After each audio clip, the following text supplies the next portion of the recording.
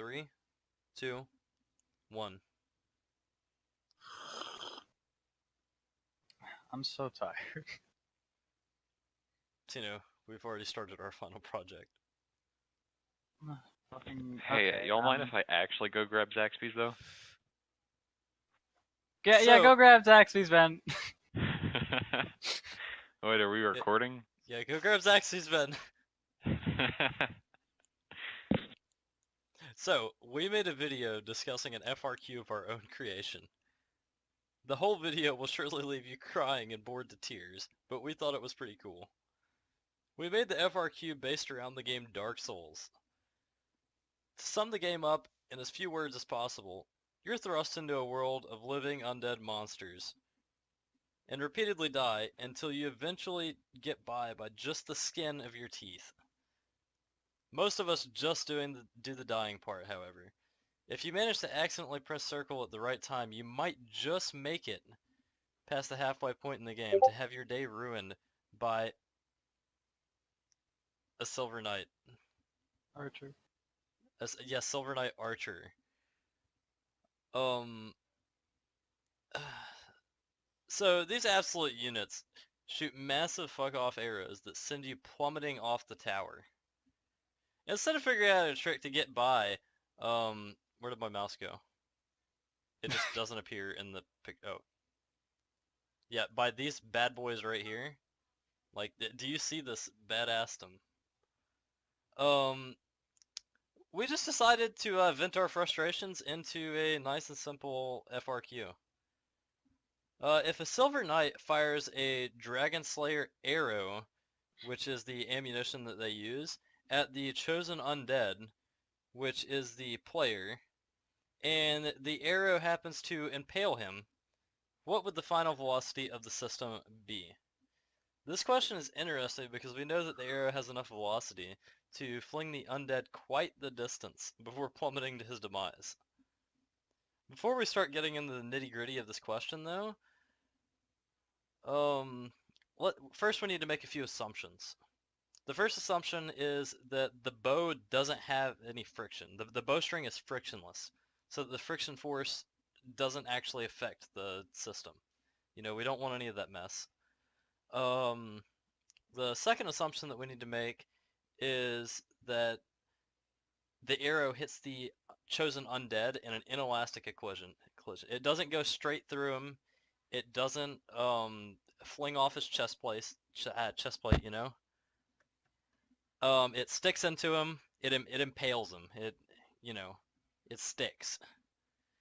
The third assumption that we need to make is that the energy lost in the system is negligible.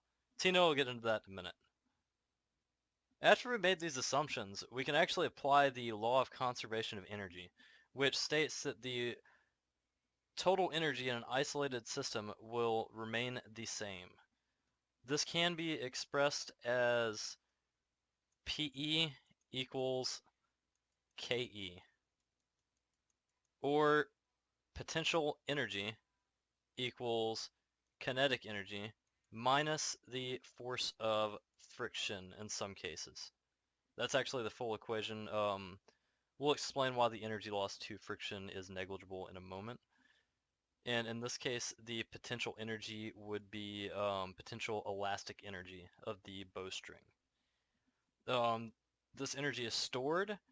The law of conservation of energy works because all of this energy is translated into kinetic energy, which is the bow flying and impaling the chosen undead before, bodily flinging him. So with all that mess out of the way, Tino will explain why energy lost in the system is negligible. Okay, the torch is being passed off to me then? Yes, and I'm not clipping this, so... Okay, I'm just gonna sip some coffee. Alright.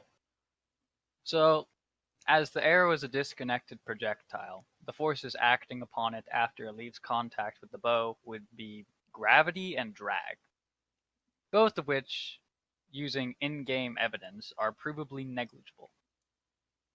The arrow moves at a constant velocity without any apparent signs of slowing down when it's fired from the bow. until it, eventually despawns once it hits the draw distance limit. And upon the player walking off of a cliff, they fall at a constant velocity, meaning that they instantaneously hit terminal velocity, and therefore the force of gravity is being completely counteracted by the normal force of the air, preventing acceleration. What this would mean is that gravity becomes negligible instantaneously the second that something is released to open air. Finding the exact numbers for gravity, the masses of the two objects, and potential energy isn't possible due to the land of Lordran having an unknown radius and therefore us being unable to calculate its gravitational pull.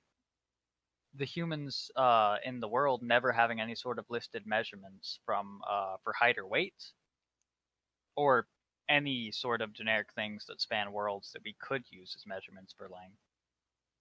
And the unspecified draw strength of the bow and the length of the blow string, which would prevent us from being able to find the potential energy of the, you know what I mean. The potential energy of the bow. Now, okay, this is where things get really wordy, so don't crucify me if I stumble a bit.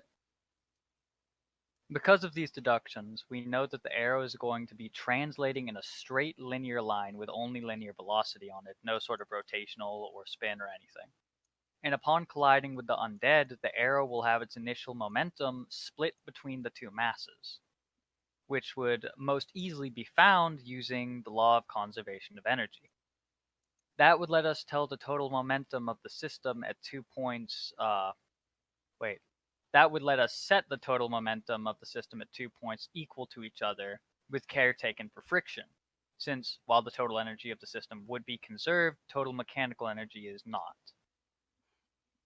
Assuming the arrow wound is optimal and has negligible force, since the equation would be impossible to find otherwise, the formula for initial velocity can be found through pairing the formula for elastic potential energy. And the two formulas, the one... I forget it. This can then be plugged into the formula for finding the final velocity of an inelastic collision. AJ, I hope you're mousing over the ones I'm talking about as I'm saying them. I think I am. I think I'm doing a good job. Okay, I'm hoping so. Okay, to get, it can be plugged in to find the final velocity of an inelastic collision to get the full equation that would be needed.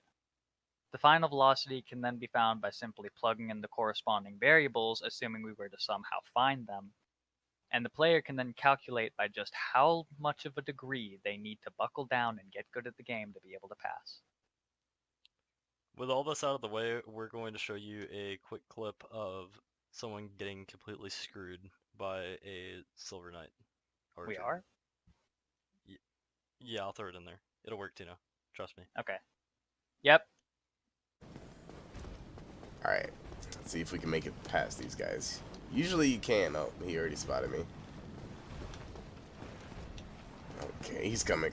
Gotta just run for it. Yep, I expected that to happen. That's fine. As long as it doesn't happen again. Oh god. It hurts.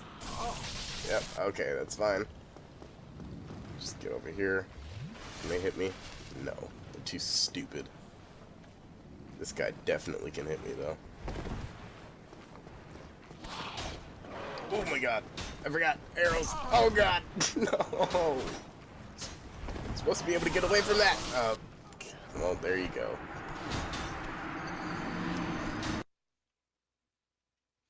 Okay.